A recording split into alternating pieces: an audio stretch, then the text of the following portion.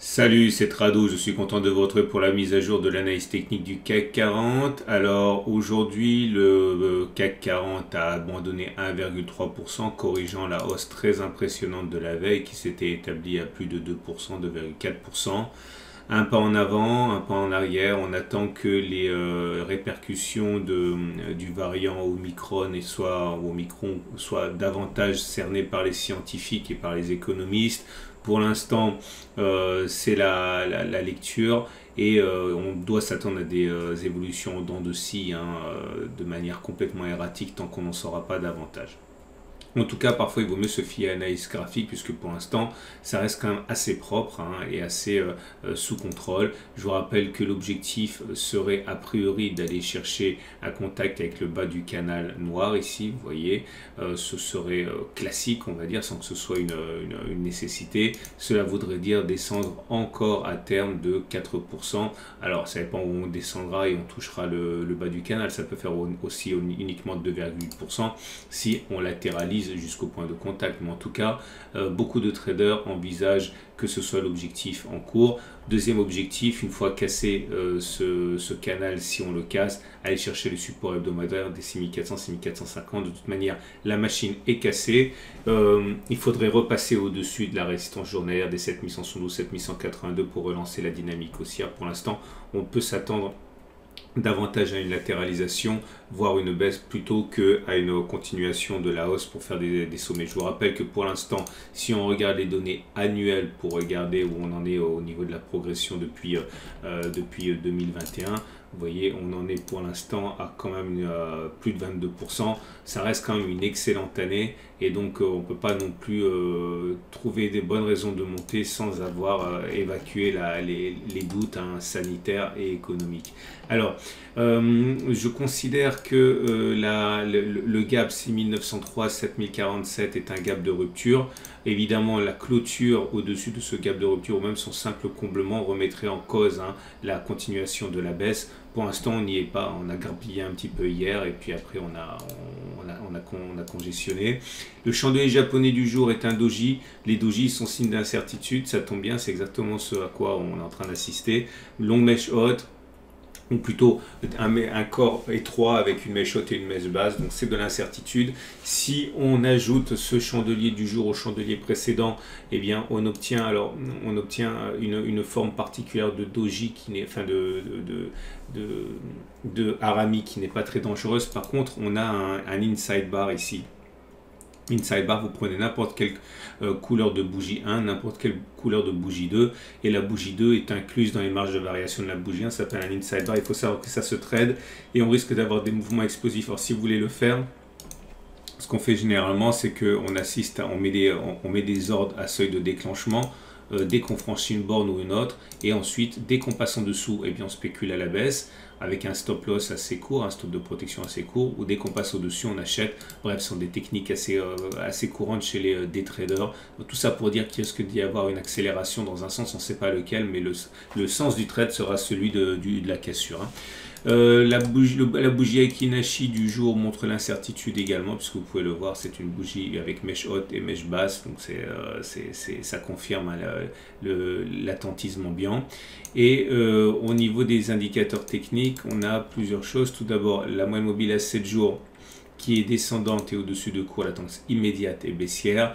La moyenne mobile à 20 périodes est également descendante et en dessous des cours, donc la tendance générale est baissière. La moyenne mobile à 50 périodes à présent, eh bien, elle est montante, mais on est en dessous. Bon, bref, ça congestionne autour ici. On se cherche. La tendance de fond est neutre, on va dire. Par contre, la tendance de long terme n'est pas du tout affectée avec une M200 qui monte. Regardez les bandes de Bollinger qui divergent toujours dans un scénario où les cours s'aplatissent à la Bollinger inférieure, c'est plutôt baissier ça. Vous remarquerez, je l'ai déjà dit, que lorsque l'on réintègre les bandes de Bollinger, on va chercher la M7. Si on casse la M7, on va chercher la M20. Pour l'instant, on n'a pas cassé la M7, donc il n'y a aucune raison de privilégier. Bien au contraire, le contact avec la M20, il y a plus de raisons de privilégier une continuation de la baisse. On arrive donc aux éléments techniques et il y a un élément technique aussi aujourd'hui, le stochastique qui croit son signal à la hausse. Alors il faut savoir que c'était le tour du...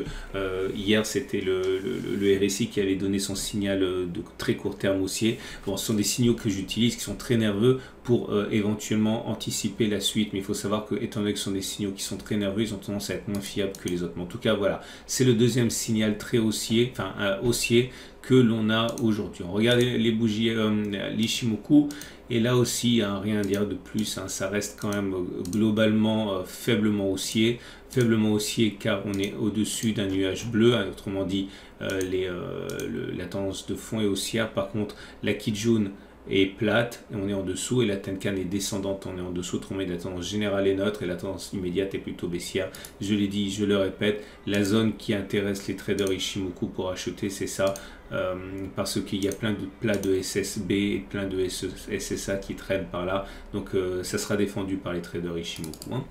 Ce qui nous amène donc au trade du jour. Alors que peut-on faire? Alors si vous êtes haussier, ok, bon, dans la même veine que ce que je fais maintenant depuis à peu près un mois, je donne des trades subjectifs, hein, donc pas basés sur des backtests, comme la vidéo de action que vous allez trouver juste à la fin de cette vidéo. Bref, si vous êtes haussier, je pense que il faut comprendre qu'il faut rentrer en plusieurs fois. Ok, alors si j'étais haussier, j'achèterais une première fois sur le bas du canal, une deuxième fois sur le support hebdo, une troisième fois sur le support mensuel avec un stop de protection, un stop loss en dessous.